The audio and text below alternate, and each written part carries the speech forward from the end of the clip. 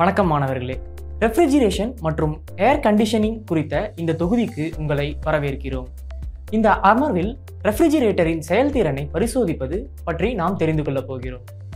குறிக்கோள்கள். இந்த பயிற்சியின் முடிவில் உங்களால் புதிய ரெஃப்ரிஜரேட்டரை இன்ஸ்டால் செய்திடவும், ரெஃப்ரிஜரேட்டர் யூனிட்டை இயக்கவும்,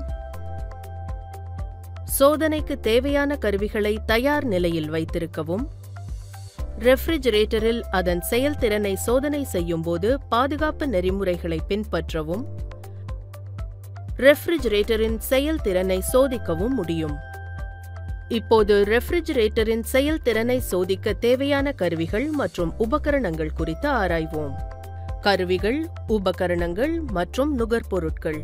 manifold gauge set, vacuum pump, leak detection tools, -5°C முதல் +50°C வரையிலான ஸ்டெம் அல்லது டிஜிட்டல் தெர்மோமீட்டர், 0 amps முதல் 30 amps வரை உள்ள clamp meter, screw drivers, pliers, nut drivers, brazing torch அல்லது சோல்டரிங் அயர்ன், கண்டென்சர் மற்றும் evaporator coil cleaning brushes, service manuals மற்றும் guides, safety goggles, gloves, மின்சார ஆபத்துகளிலிருந்து பாதுகாக்க இன்சுலேட்டட் டூல்ஸ், டொமெஸ்டிக் ரெஃப்ரிஜரேட்டர், சுத்தமான துணி அல்லது ஸ்பாஞ்ச், ஸ்பிரிட் லெவல். இப்போது குளிர்சாதன பெட்டியின் செயல்திறனை சோதிப்பதற்கான தயாரிப்புகளை பார்ப்போம். புதிய குளிர்சாதன பெட்டியை நிறுவுதல். குளிர்சாதன பெட்டியை வைக்க பொருத்தமான இடத்தை அடையாளம் காணவும். நிறுவல் பகுதியில் போதுமான காற்று சுழற்சி மற்றும் காற்றோட்டம் இருப்பதை உறுதி செய்க. நிறுவல் செயல்முறைக்கு அனைத்து அத்தியாவசிய கருவிகளையும் தயாராக வைத்திருங்கள். அனைத்து கருவிகளும் வேலை செய்யும் நிலையில் இருப்பதை உறுதிப்படுத்திக் கொள்ளுங்கள்.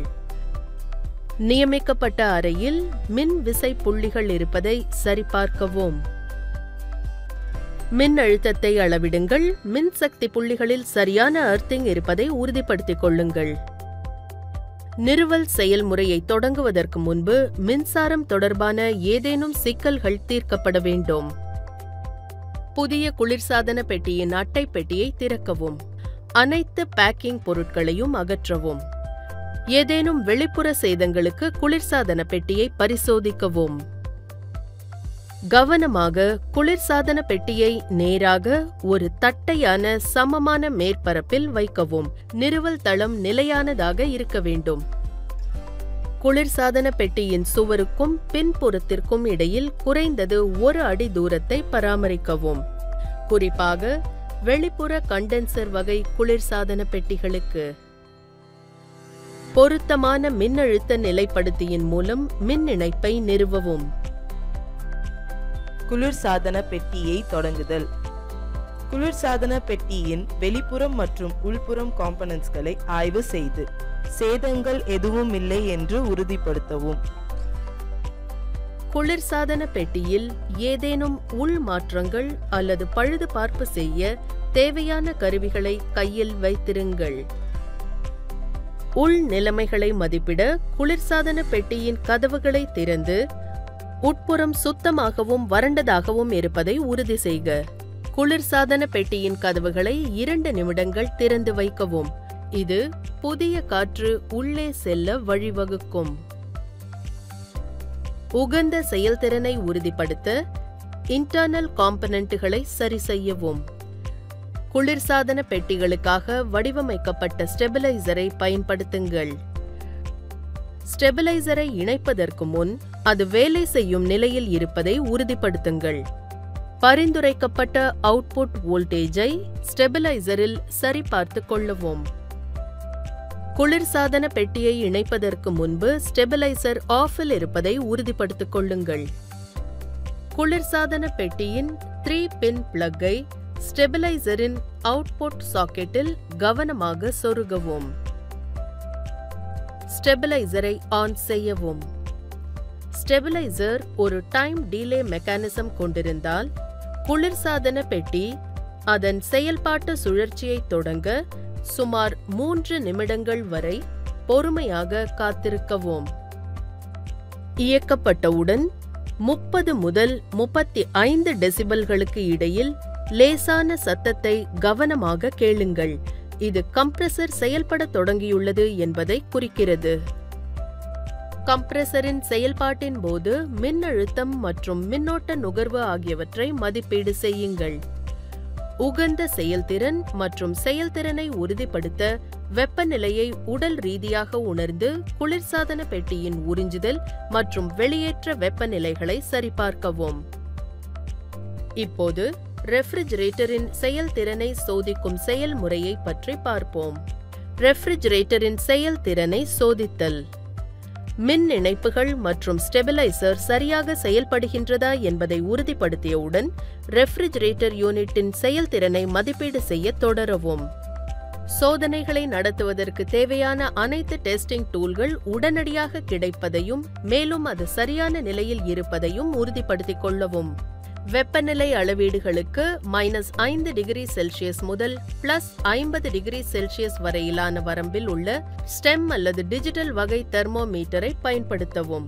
சோதனைகளை தொடங்குவதற்கு முன் தெர்மோமீட்டரின் செயல்பாடு மற்றும் துல்லியத்தை சரிபார்த்துக் கொள்ளவும். அதன் துல்லியத்தை உறுதிப்படுத்த அறை வெப்பநிலையில் தெர்மோமீட்டருடன் ஒரு சிறு சோதனை மேற்கொள்ளவும். கூலிங் ப்ராசஸிங் சமயம் தற்போதைய நுகர்வை அளவிடுவதற்கு 0 ஆம்ப்ஸ் முதல் 30 ஆம்ப்ஸ் வரையிலான கிளாம்ப் மீட்டரை பயன்படுத்தவும்.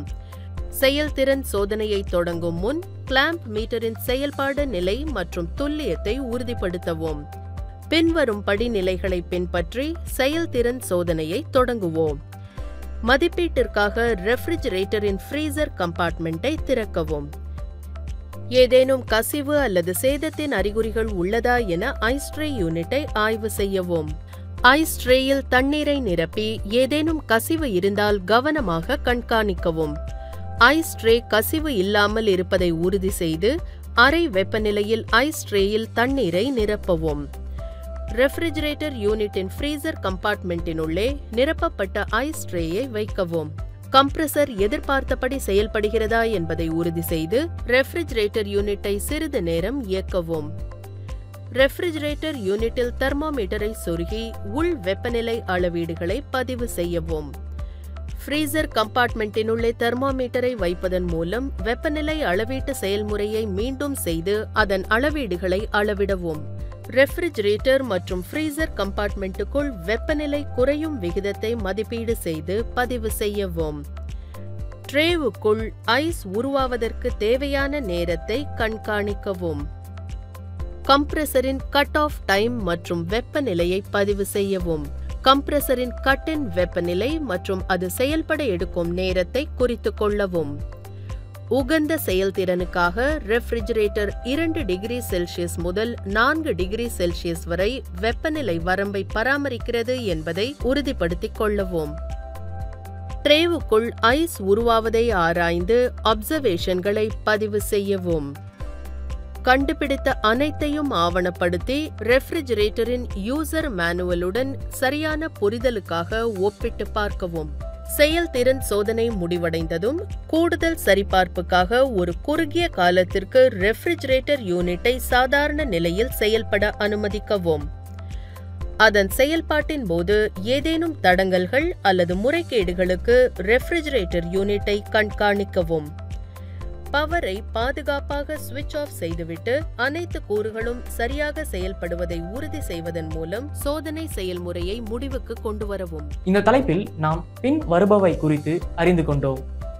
புதிய ரெஃப்ரிஜரேட்டரை இன்ஸ்டால் செய்திட, ரெஃப்ரிஜரேட்டர் யூனிட் தொடங்கிட, சோதனைக்கு தேவையான கருவிகளை தயார் நிலையில் வைத்திருக்க, ரெஃப்ரிஜரேட்டரின் செயல்திறனை சோதனை செய்யும் போது பாதுகாப்பு நெறிமுறைகளை பின்பற்றிட, ரெஃப்ரிஜரேட்டரின் செயல்திறனை சோதித்திட நீங்கள் அனைவரும் ரெஃப்ரிஜரேட்டரின் செயல்திறனை சோதிக்கும் செயல்முறையை புரிந்து கொண்டீர்கள் என நான் நம்புகிறேன். மாணவர்களுக்கு நன்றி. அடுத்த அமர்வில் சந்திப்போம்.